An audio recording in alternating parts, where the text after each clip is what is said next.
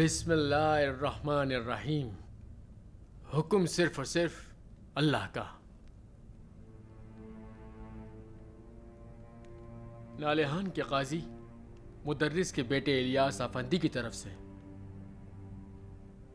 شیخ تابدک امرے کے خلاف سحر اور جادو کرنے کے الزام کی سماعت شروع کی جاتی ہے.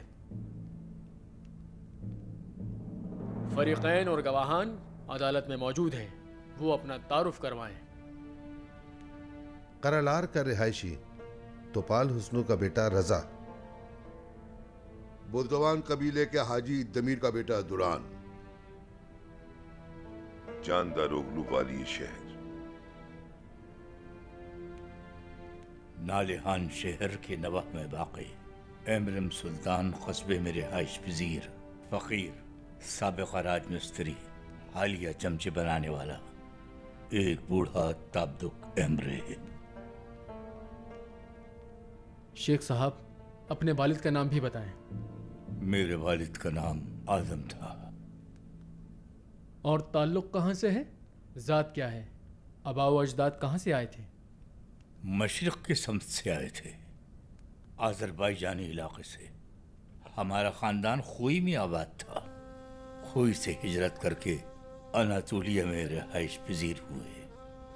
اب خدا نے اگر نصیب میں لکھا ہے تو دنیا سے رخصت ہونے کے بعد اپنی آبائی سرزمین ہی میں دفن ہو کر حشرات الارض کا رزق بن جاؤں گا. جناب علی، سحر اور جادو کرنے کا الزام ہے آپ پر. عدالت کے روبرو ہم آپ سے دریافت کرتے ہیں، کچھ کہیں گے اپنے دفاع میں؟ یہ جو الزام مجھ پر لگا ہے میں اس سے واقف ہوں، مگر الزام لگانے والوں کو میں بالکل نہیں جانتا. میری بینائی بہت کمزور ہو گئی ہے، یہی وجہ ہوگی شاید. ہم انہیں نہیں جانتے شیخ محترم، جھوٹا ہے ان کا الزام.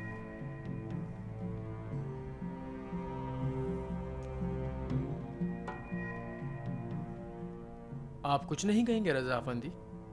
آپ کے ساتھ جادو کے حوالے سے کیا واقعہ پیش آیا شیخ محترم کا؟ افطرا باز. قاسم آغا.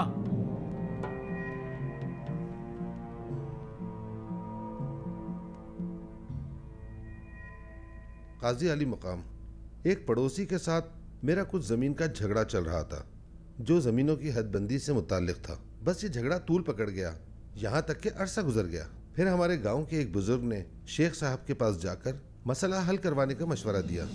میں 3 بھیڑیں اور میمنہ بھی ساتھ لے گیا تھا. انہوں نے وہیں اپنی درگاہ میں ایک کاغذ پر کچھ لکھ کر دے دیا مجھے اور کہا کہ کسی ندی میں بہا دینا اسے. کاغذ پانی میں ڈالنا تھا کہ وہ آدمی گرا، تڑپا اور ختم ہو گیا. مجھے اپنے دعوے میں یہی عرض کرنا تھا قاضی علی مقام. آپ کیا کہیں گے شیخ صاحب؟ کیا کہہ سکتا ہوں قاضی علی مقام، رضا افندی ٹھیک ہی کہتے ہوں گے. ہم نے ان کی بھیڑیں بھی لی ہوں گی اور میمنہ بھی. یوں جانور ہتھیا لینا بھی خود کوئی کم زیادتی تو نہیں.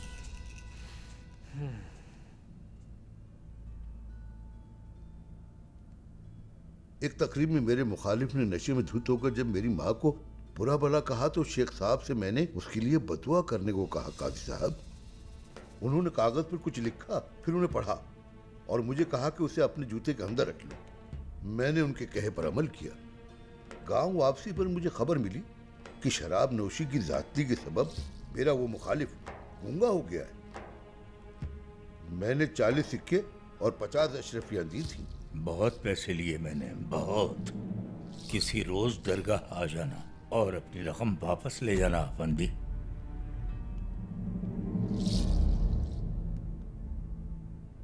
شیخ صاحب، یہاں طنز و مزاح بھی بیان سمجھا جاتا ہے. آپ اس سے مکر نہیں سکیں گے؟ پھر عدالت کے روبرو ہیں اس وقت. ہر دم اس کے روبرو ہوتے ہیں قاضی افندی، اس میں کیا شبہ ہے. مگر یہ صاحبان جو الزامات لگا رہے ہیں میں ان سب سے انکار کرتا ہوں. رضا اور دران افندی نے واقعات بیان کیے ہیں آپ کی گواہی میں. کیا آپ کے پاس اپنے انکار کا کوئی ثبوت موجود ہے؟ انسان نے جو کام کیا ہی نہیں اس کا ثبوت کیسے پیش کر سکتا ہے وہ؟ بلکہ ثبوت پیش کرنے کا ذمہ دار بھی کیسے ہو سکتا ہے وہ؟ اب اگر میں بصد احترام عرض کروں کہ خدا نخواستہ قاضی آفندی نے فلاں جگہ فلاں وقت ایک آدمی کا قتل کیا تھا، تو کیا قاضی آفندی حقیقتاً قاتل ہیں؟ اب جبکہ کسی کے لیے اس جھوٹے الزام کو ثابت کرنا ممکن ہی نہیں، تو ایسے میں اس کا ثبوت پیش کرنے کا حکم دینا عقل اور منطق کے سراسر خلاف ہے۔ اب چونکہ میں عدالت کے روبرو ہوں تو عقل کے اور عام منطق کے خلاف کوئی بات بھی قابل قبول ہونی نہیں چاہیے، ورنہ کہا جائے گا کہ جو منصب عدل پر فائز ہے وہ اپنا کام ادھورا اور غلط کر رہا ہے۔ ہم نے آپ کو درس دینے کے لیے نہیں بلایا، آپ پر جو الزامات ہیں ان کا جواب دیں بس۔ حقیقت بیان کرنے کے سوا اور کوئی بات اپنے دفاع میں کہنے کے لیے میرے پاس نہیں ہے قاضی آفندی۔ اگر معاملہ حقائق کو پیش نگاہ رکھتے ہوئے حقیقت سے سبق سیکھنے کا ہو تو نصیب والے چیونٹی سے بھی سبق سیکھ لیتے ہیں، اور اگر نصیب میں نہ ہو تو کائنات کی تمام کتابیں ردی کے ڈھیر سے زیادہ کچھ بھی نہیں۔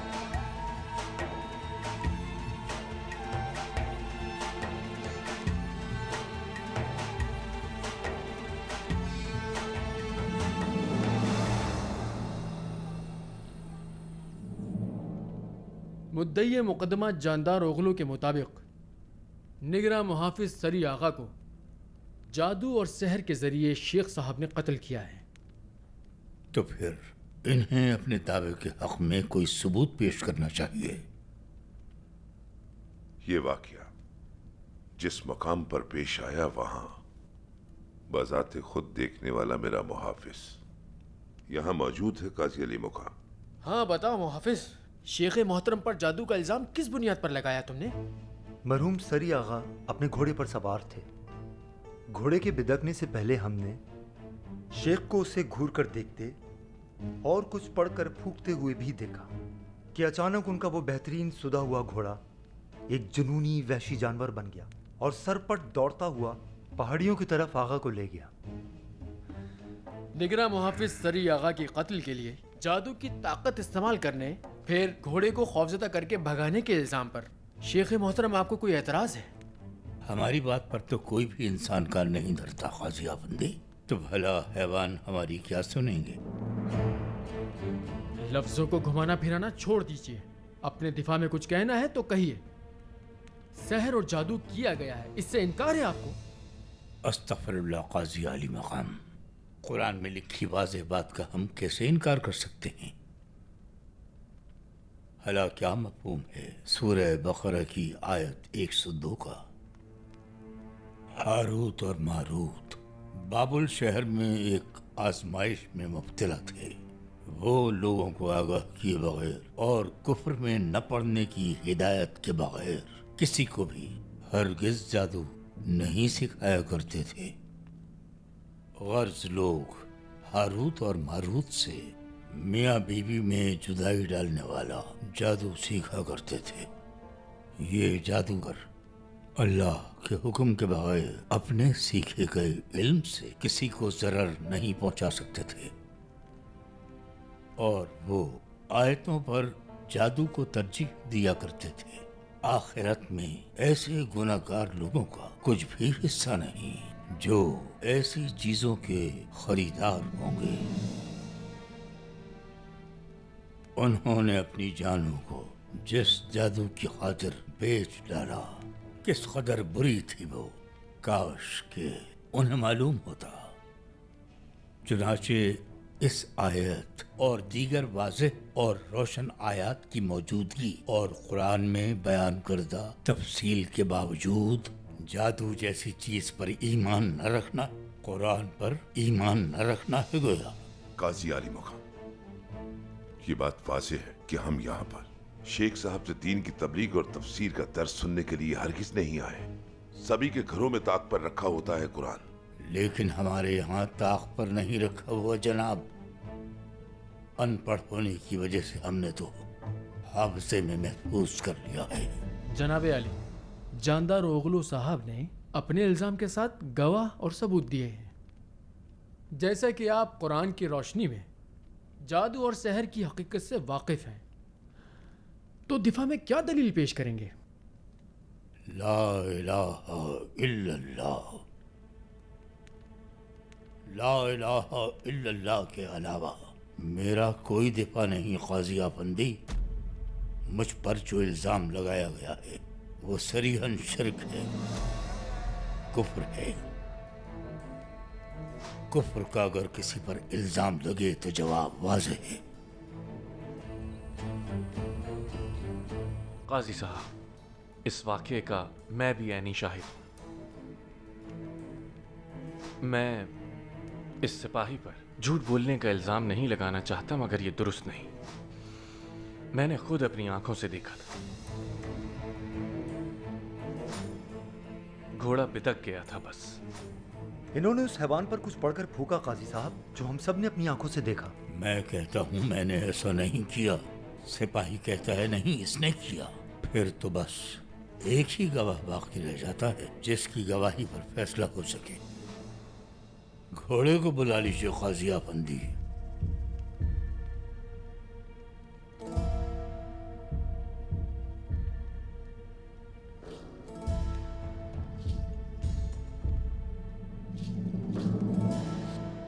میں آپ کو سنجیدگی کی دعوت دیتا ہوں شیخ صاحب۔ روبرو ہیں اس وقت آپ عدالت کے۔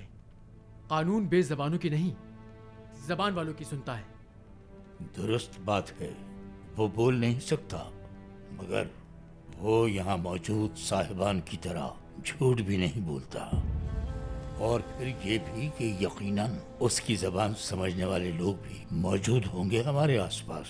طلب کیجئے گھوڑے کو اور دریافت کر لیجئے اسی سے کہ میں نے کیا کیا تھا اس کے ساتھ۔ یقیناً وہ جھوٹ تو بولے گا نہیں۔ قاضی علی مقام، اگر شیخ صاحب نے نہ صرف عدالت بلکہ یہاں موجود حاضرین کا مذاق اڑانے کا سلسلہ اسی طرح جاری رکھا تو ہم یہ مقدمہ چھوڑ کر چلے جائیں گے۔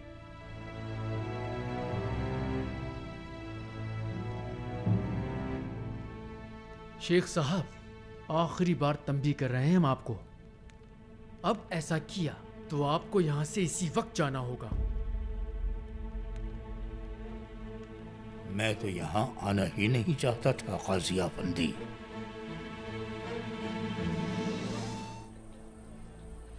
شیخ صاحب، ہمیں عدل کی سچائی آشکار کر کے فیصلہ کرنا ہے۔ عدل کی سچائی کو آشکار کرنے کی ضرورت نہیں ہوتی قاضی افندی۔ آپ سچائی آشکار کرنے کے بجائے حکم سنانے پر تلے ہوئے ہیں۔ عدل کچھ اور شے ہے، ہم اگر نہ بھی چاہیں تو وہ سامنے آ جاتا ہے۔ جس طرح ہم سورج کے طلوع ہونے میں ہرگز کوئی دخل نہیں دے سکتے، عدل بھی اسی طرح سورج کی مانند ہے۔ اس کے طلوع و غروب ہونے کے معاملے میں حکم کوئی حیثیت نہیں رکھتا۔ تو ٹھیک ہے، پھر چلے جاتے ہیں ہم۔ تالا لگا دیں محکمہ انصاف کو، پھر جو چاہیں تو اپنی عدالت خود لگا لیں، خود ہی کیجیے اپنے مقدمے کا فیصلہ۔ تو کیا حقیقت میں ایسا نہیں ہے قاضی افندی؟ عدالت حکم صادر کرنا چاہے تو کر سکتی ہے۔ ہر شخص کی ذات میں کیا اس کے ضمیر کی ایک اپنی عدالت موجود نہیں ہے؟ آخری حکم تو اسی کا ہوتا ہے۔ تو گویا ہر شخص اپنا قید خانہ اور اپنی آزاد دنیا ساتھ لیے پھرتا ہے۔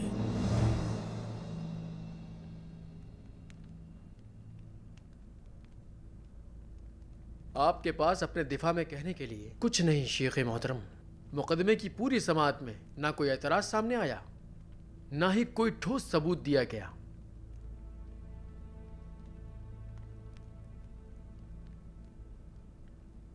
فیصلہ لکھو۔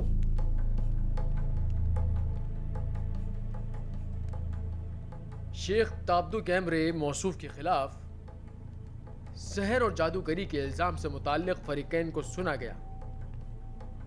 ایمریم سلطان قصبے کے رہائشی شیخ تابدو کیمرے اپنے خلاف عائد کردہ الزام کی صفائی میں مادی یا معنوی کوئی بھی دلیل یا کوئی گواہ باہر صورت پیش کرنے میں ناکام رہے، ان کے خلاف سنگین الزامات لگانے والے مدعی اور گواہان عدالت کے روبرو پیش ہوئے اور اپنے بیانات دیے۔ چنانچہ حالات اور واقعات کی تہ تک پہنچنے کے لیے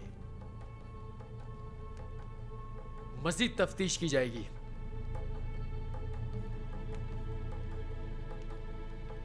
اس صورتحال میں شیخ تابدو کیمرے کو بدستور قید میں رکھنے کے لیے عدالت حکم جاری کرتی ہے۔